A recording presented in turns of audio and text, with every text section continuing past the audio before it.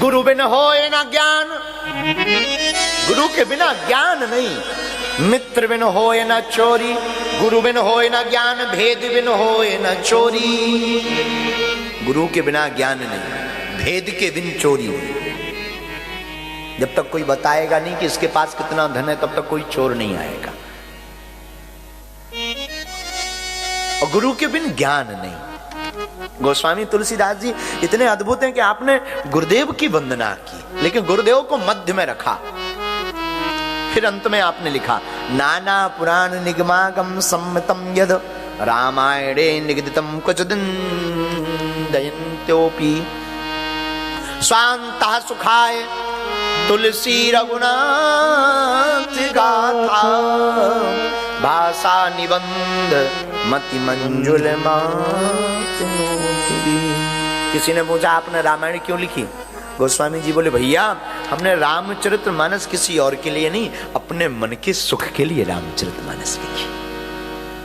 और आप रामायण में पढ़ेंगे तो बीच में गुरु की वंदना, और पहली चौपाई जो पढ़ेंगे उसमें भी गुरु की ही महिमा। प्रथम चौपाई रामायण की पढ़िए सब लोग। वंदम गुरु पद परम परा, वंदहु गुरु पद परम परा, परागा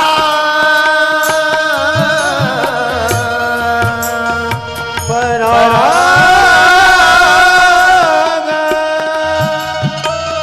वंदम गुरु पद परम परागा, वंदहु गुरु पद परम परागा।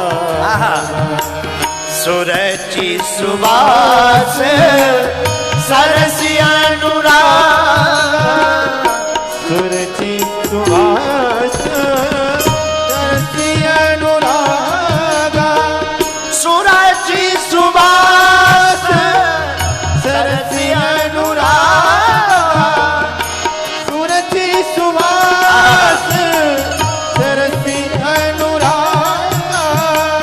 श्री गुरु पद नख मणि गल जोगी, श्री गुरु पद नख मणि गल जोगी।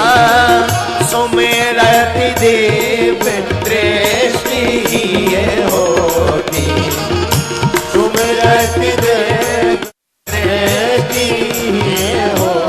बोलो श्री राम जय राम, श्री राम जय राम जय जय राम। बोलो श्री राम जय राम जय जय राम, श्री राम जय राम जय जय राम। बोलो श्री राम जय राम जय जय राम, बोलो श्री राम जय राम जय जय राम। वंदम गुरु पद परम परागा, वंदम गुरु पद परम परागा।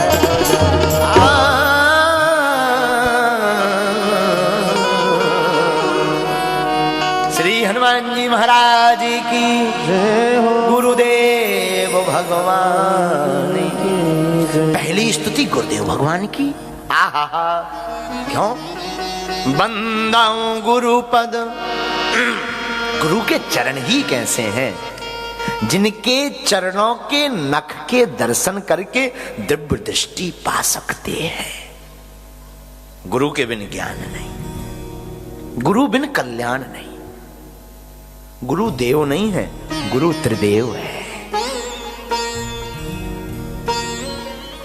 गुरु की उपासना करने वाला बुद्धू नहीं होता, बुद्ध होता है।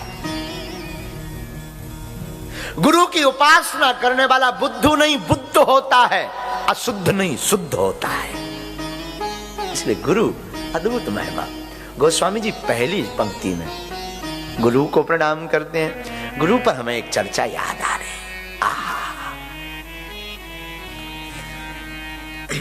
एक परम भगवत भक्त की कथा हमें याद आ रही, जो बहुत ही गुरुदेव को मानते थे। दोनों पति पत्नी। एक परम भक्ति मता देवी, जिसका नाम था त्यागमयी। क्या नाम था? त्यागमयी। भील नहीं थी, जाति से भील नहीं। उसका पति था बड़ा सरल सीधा साधा, जंगल में रहते थे, वन में निवास करते थे। उनके घर के नजदीक थोड़ी दूरी पर वन में एक शिवालय था, टूटा फूटा, एकदम टूटा हुआ। कभी कभी वो जाते, दर्शन करते। एक दिन इसके पति ने कहा कि तुम्हें लगता नहीं मंदिर बहुत दिनों तक कोई जल चढ़ाने नहीं आता, शिव जी की पूजा करने नहीं आता, कुछ अपन लोगों को करना चाहिए। तो पत्नी ने कहा महाराज मैं कहना चाहती थी पर संकोच बस नहीं बोल पाई। आप लाओ ना, उतना दूर जाना बड़ा मुश्किल है, थोड़ा दूर है, आप शिव जी को लाओ। तो उसका पति थोड़ा बलशाली था, हट्टा कट्टा, तो शंकर जी की बड़ी सी पिंडी कंधे पर उठा कर ले आया, घर ला के रख लिया। रास्ते में एक गुरुदेव मिले, एक संत मिले, उनको प्रणाम किया, महाराज हम जा रहे हैं, शिव जी को ले जा रहे हैं, कोई पाप तो नहीं लगेगा? दोनों पति पत्नी ले जा रहे थे। महात्मा ने कहा कोई पाप नहीं लगेगा। अच्छा है, पर एक काम करो, ले तो जा रहे पर नियम करना। महाराज क्या नियम है? भस्म लगाना, बिल्वपत्र चढ़ाना, तो रोली तिलक लगाना, जल चढ़ाना, आरती करना, कर्पूर गौरम करुणावतारम संसार सारम भुजगेंद्रहारम सदा वसंतम हृदयार वृंदे भवम भवानी सहितम नमामि। हम लोग ये आरती गाते हैं, पर प्रायः आप लोगों को सुनकर आश्चर्य लगेगा, ये कोई आरती नहीं है, ये भोले बाबा के स्वरूप के वर्णन की स्तुति है। इसमें कर्पूर गौरम, ये जो कपूर जैसा रंग है ये भोले बाबा का है। कर्पूर गौरम करुणावतारम, भोले बाबा इतने करुणावतार हैं, इतने भोले हैं कि इनका नाम भी भोले पड़ गया।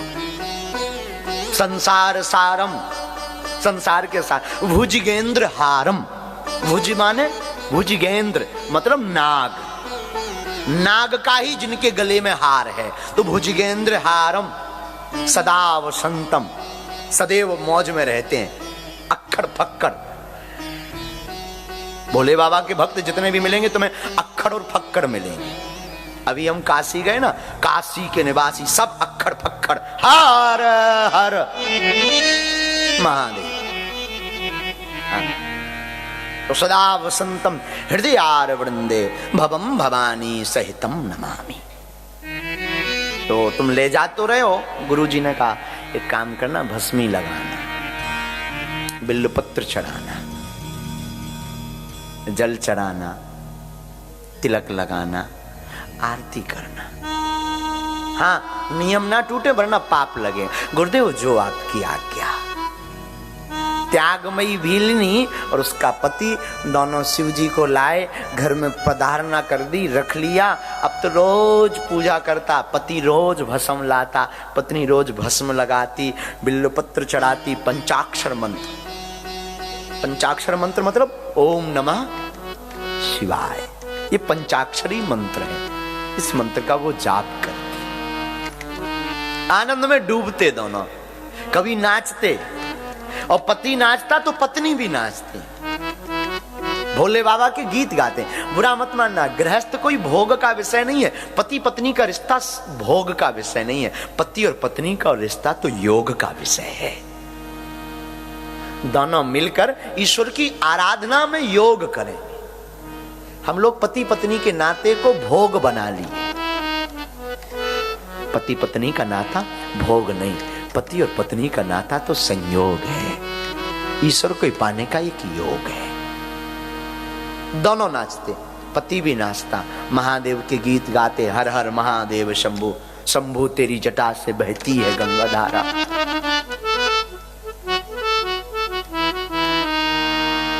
एक बार एक घटना घटी, पूछो क्या।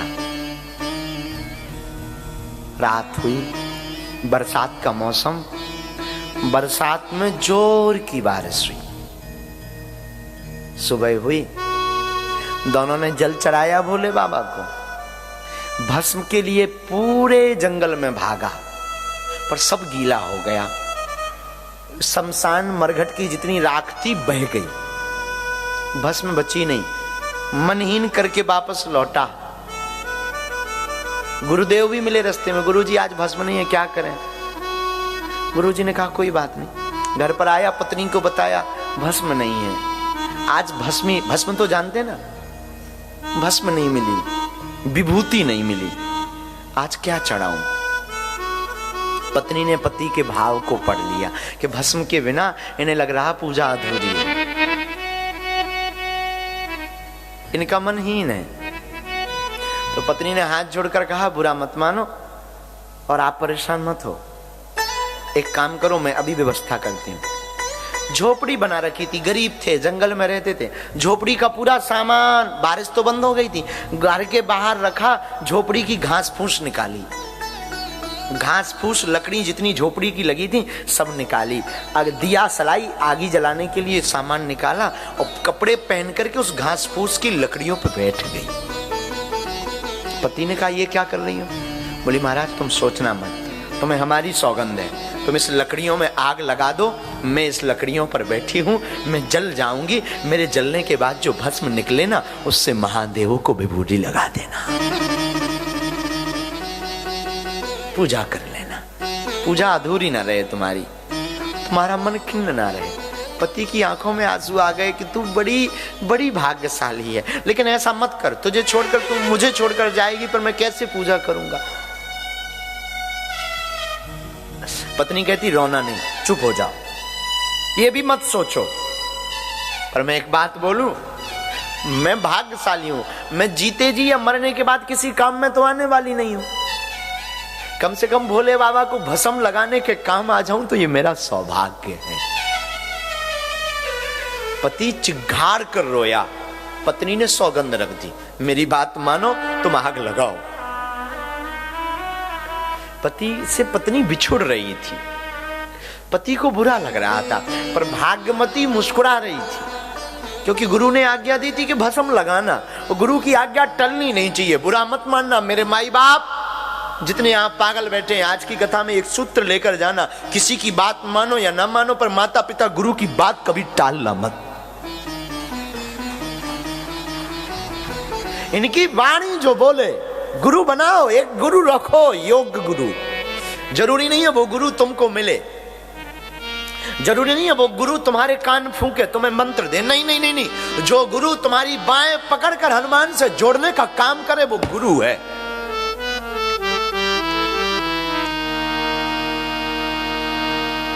गुरु ने कहा था भस्म लगाना, अब वो बैठी है, आग लगाओ, चिल्ला रही आग लगाओ। पति कह रहा तू बाबरी है, तू पागल है, तेरी मति मारी गई, मैं तुझसे कैसे दूर रह पाऊंगा, तू जल जाएगी, मर जाएगी।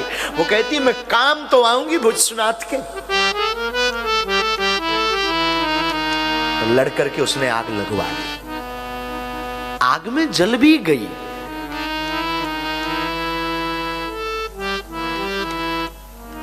शरीर ध्वस्त हो गया,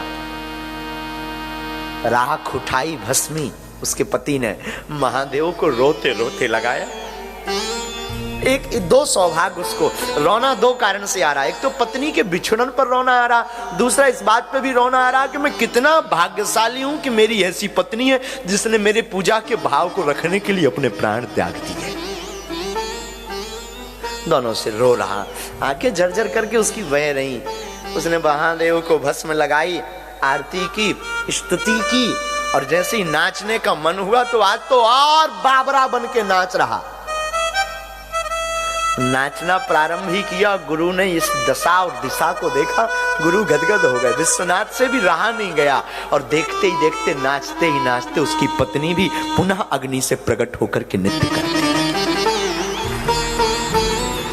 पति ने कहा मैं सपना तो नहीं देख रहा, कोई ये प्रेतनी तो नहीं है, ये तो जल गई थी, तू कौन है? भाग्यमती है। उसने हाथ पकड़ करके कहा स्वामी, आज तक गुरु की आज्ञा मानने वाला और शिव को मानने वाला कभी घाटा नहीं खाया जिंदगी में। ये गुरु कृपा है, ये गुरु बुरा मत मानना मेरे माई बाप, हम तो तुमसे सिर्फ इतना कहते हैं तुम्हारा गुरु एक बार बोल देना तो तुम किंतु परंतु मत करना, कुछ मत करना। जिसे तुमने गुरु माना ना, देखो गुरु कहना मत, और कहना तो फिर छोड़ना मत। हमारे पूज्य गुरुदेव का एक शब्द बड़ा प्यारा था। हमारे पूज्य गुरुदेव कहते थे, या तो गुरु को मानना छोड़ दो अथवा गुरु पर सब कुछ छोड़ दो। फिर सुनो पागलो, या तो आज के बाद तुम लोग गुरु को मानना छोड़ दो अथवा गुरु के ऊपर सब कुछ छोड़ दो।